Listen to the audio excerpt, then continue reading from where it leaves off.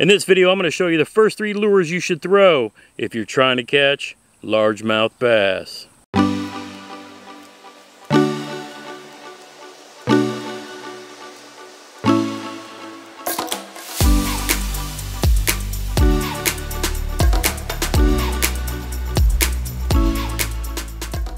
Hello and welcome to the channel. If you're brand new to fishing or just looking for a refresher course or maybe some tips, tricks, reviews, you've come to the right spot.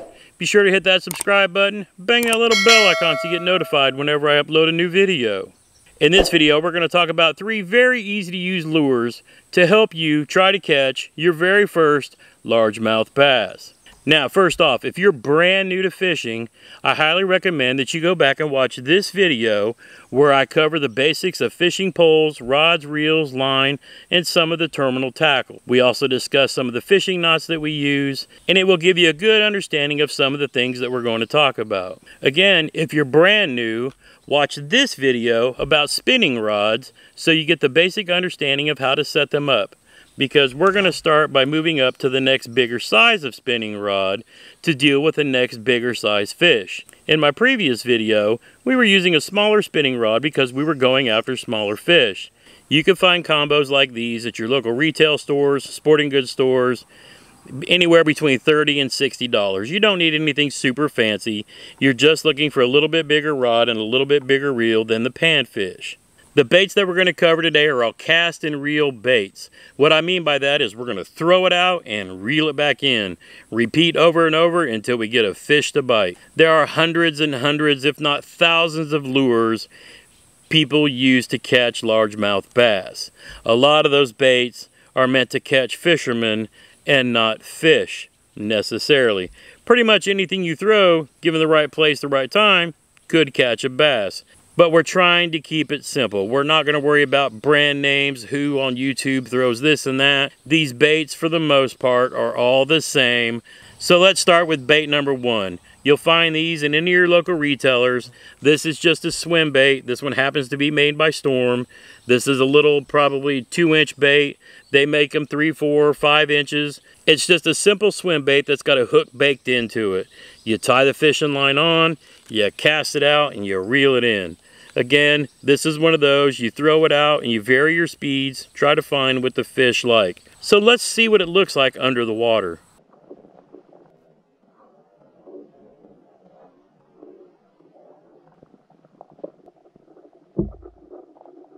See, nothing fancy, it just mimics a bait fish swimming by for a largemouth to look at and attack. But that's the swim bait. The next bait is called a spinnerbait. It's just a jig head with a hook, a rubber skirt, and some spinning blades attached to a wire. And this is meant to look like a bait fish swimming by with these blades spinning, throwing flash and giving off vibration that the largemouth will detect and come and hit it. All of these baits are meant to imitate something in the water that largemouth eat.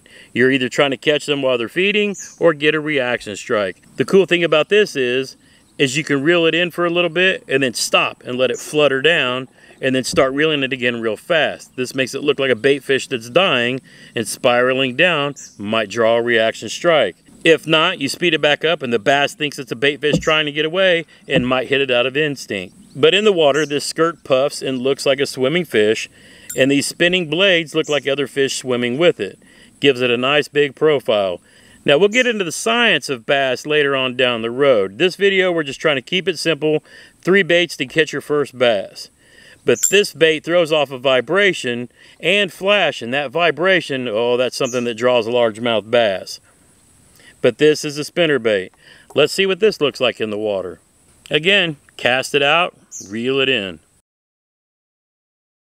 If you're fishing on a bank and you've got stumps or a weed line, try to cast parallel to the bank, because bass like to sit in cover and like to ambush things as they swim by.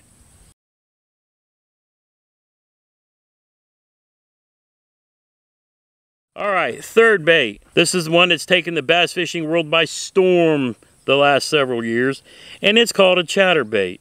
It's a very simple bait. It's similar to the spinnerbait, but the blade on it doesn't spin, it wobbles in the front. So again, you have another jig head with a big hook, and a skirt to give off that action in the water. But the difference is this has a single blade up front, and it throws off a vibration more like a brrrr as it's going through the water. Whereas the blades of a spinnerbait make more turbulence, this one throws off a whole different thump. Now the great thing about this one is you can fish it fast across the upper part of the water, or you can let it sink down to the bottom and let it hop off the bottom, kind of like a crawfish. As you saw from their earlier demonstrations, the lake that I'm at today is very, very clear. When the water's really clear like that, you want to have more natural colors like this green pumpkin chatterbait. It more mimics a bluegill that's in the water. And again, we're trying to match the hatch, so to speak. We want the bass to think whatever it's chasing is something that it normally eats. But in clear water, this more resembles a bluegill. Now let's say you've had a lot of rain and the water's really muddy and you can't see into it, like from all the dirt running down the banks and into the water. Kind of looks like, you know, Mom's Starbucks. Well, you want to change your colors up a little bit. When it's stained and not as clear, you want to go with a color like green and white, because the way the bass see things, their color spectrums are a little different. Again, we'll get into the science of bass down the road. We're trying to keep it simple. But if you have stained water, you want something like this green and white or a white. And if it's really clear water, you want something really natural like this green pumpkin with some browns in it. So these are the chatterbaits. Let's see what they look like in the water. Now down the road, we'll talk about adding trailers to these things to give it a little bit different profile. A chatterbait like this, you might bounce it off the bottom. You can give it a crawfish trailer and bounce it down and make the bass think that they're going after crawfish, if there's crawfish prevalent in your area. Or you can get swim baits that are similar to these, but a lot bigger, that don't have the hook built into them, that you can put on the trailer of this and make it look like a fish, again, swimming through the water. Same thing can be said for a spinnerbait. You can add a tail on the back and give it just that much more action. These chatterbaits with that tail on it, man, they catch some fish. Well, here, let me show you.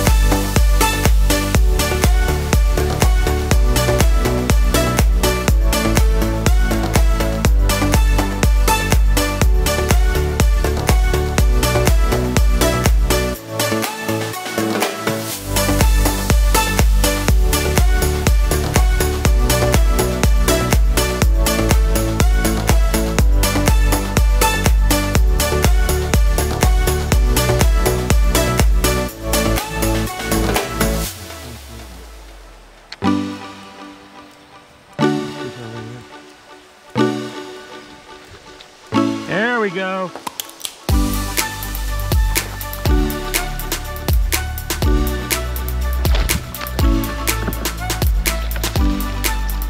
Chatterbait, baby! Let's go! This season, the chatterbait has definitely been my favorite. My biggest bass was just over 5 pounds. Caught on this chatterbait with the tail on the back. Oh my goodness, what a great fish. And since you stuck around this far in the video, I'm going to give you a bonus bait. This is called a buzzbait, and this operates on top of the water. The best time to throw this is right as or before the sun's coming up, and just as and after the sun is going down. Those crack of dawns and that last little bit of light, pulling it across the top of the water. So let's show you what this looks like in the water. Okay, so with the buzzbait, I'm just going to hold the line with my finger, open the bell, give it a nice long cast. And I want to get that up on top of the water as fast as possible and reel just fast enough to keep it spinning on top of the water. If a bass hits this, you're going to have to wait until you feel the pull from the bass. A lot of the times they'll open their mouths and suck the bait in, And if you don't give them enough time to clamp down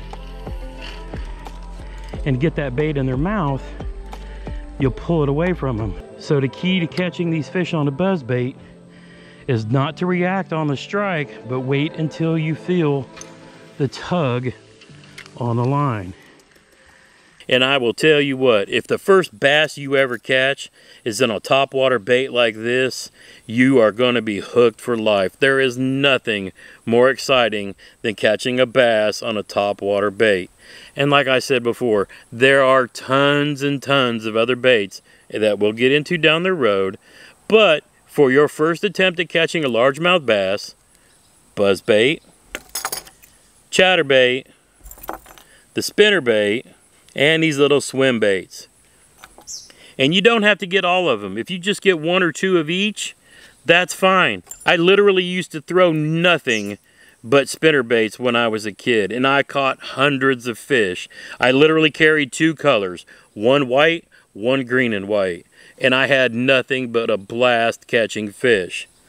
It really wasn't until the chatterbaits came along and I started catching a ton of fish on them that these really became my go-to baits. Now again, over time, we'll get into all kinds of different types and techniques of different baits. Again, we've got a lot of content coming down the road. But hey, our job here is to get you into some of this.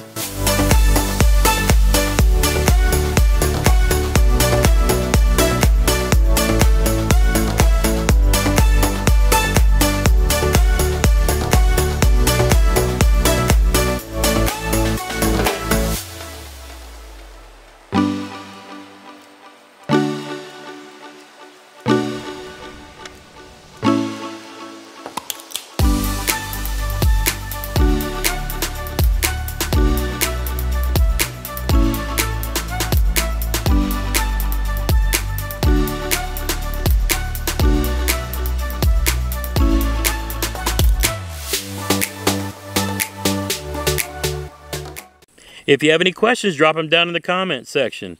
If any of these tips helped you catch your first bass, hey, tag me on Instagram. I want to see them. I'll drop a link down in the description below. Again, if you're brand new to fishing, start with this playlist. If you want to check out some of those fishing knots, look at those right here. Thanks for stopping by. We'll see you next time. Now get out and go fishing.